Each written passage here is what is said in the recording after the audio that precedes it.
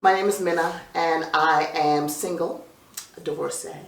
I've got two phenomenal daughters, grown women, 30 and 27.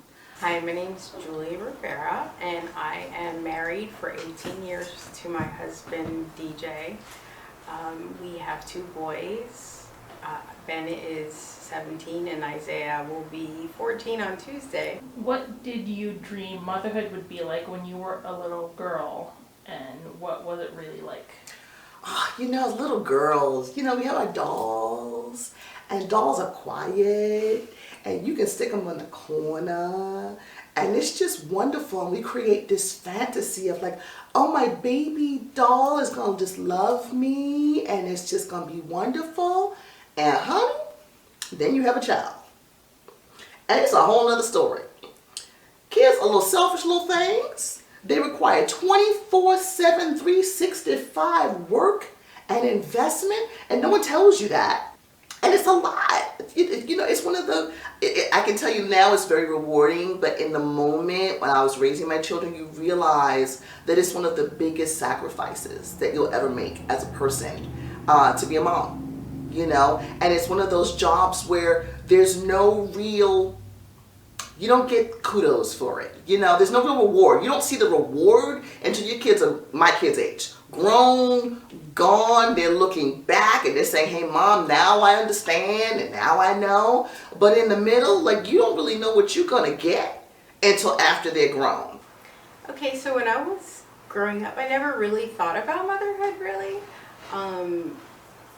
I always loved kids. I love kids. And it's just that it never really occurred to me that I would be a mom.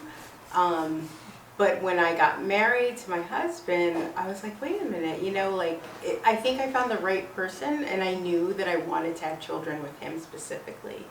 And motherhood is hard. It's hard, but it's also wonderful, They don't tell you all the things that it entails, like when you're exhausted in the middle of the night and your kid wakes up, and it's the hardest thing I have ever done, but it's also been the most fulfilling thing I've ever done. Raising tiny humans is hard, but it's wonderful.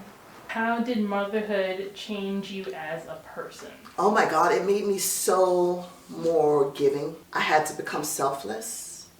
I had to be willing to sacrifice. Having to even look at everything that I did from the perspective of how this affects my children and how it affects the quality of their life was a big difference, because I was the only child. So I was accustomed to being selfish and doing me, doing what I wanted to. And children changed all of that. It was no longer about me.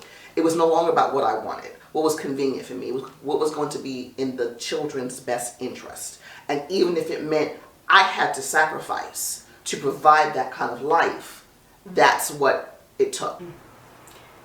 It changed me profoundly. It's made me less selfish. It's made me become more kind and gentle and more empathetic.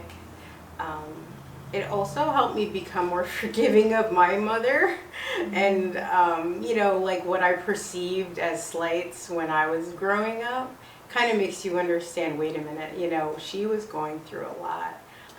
It's also made me want to be a better person for my children, for my boys, because I want to be the role model for them. I'm not gonna say, hey, do this and then do something else. I want to be the one that's modeling for them how a person should be. How did motherhood affect your relationship with your spouse and or partner? Ooh, wow. No one tells you about this either. It was hard. It was hard in the relationship. You have this baby, your body is just torn, ripped inside out. And the last thing you're thinking about is any kind of physical relationship with anybody in that moment. You lose sight of your relationship. You lose sight of what you and your partner had, it's when initially before you had the kids. And the most important thing is this new life in your world, and they need you all the time. you know. But they just require so much. So yeah, it really had an impact on the relationship. And I think my ex-husband at the time had a hard time understanding, well, your 6 weeks have passed. Why can't we go back to what it was? It was like, what? Yeah, but think about what? I haven't slept. Yeah, I have not slept. This child's hanging off me. Everything's so, are you really kidding me right now? So I think men have a hard time understanding, like, why can't we just go, what? Okay, the kid's over there. You're over here. What's the problem? So it really it does wear on the relationship. And I think in retrospect, that's where we really, as humans and as women, as people, need to learn how to invest in our relationship. And I think the biggest thing we do as people is take for granted relationships and how much work it is. And that we really need to learn how to be in one and learn how to maintain one. There's ebbs and flows in relationships, and we need to know how to navigate that. And it's not natural. And so we need to kind of invest in ourselves, read the books, look at the videos, go to counseling. We really need to do that in order to navigate relationships successfully. I didn't have that insight back then. So when the problems hit and the normal ups and downs in a relationship hit, I thought that meant the relationship was over.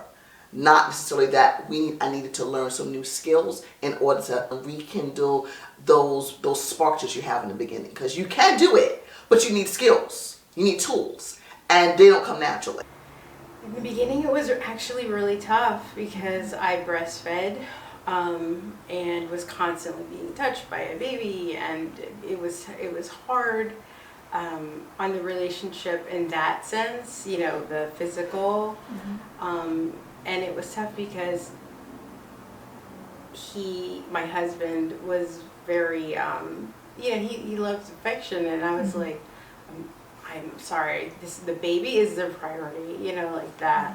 Also, we grew together, raising them and becoming parents kind of made us expand our relationship as husband and wife as well. And we actually became more of a team. If I was down, and he would pick me up. If he was down, I would, and together we, over the years, became a really good team.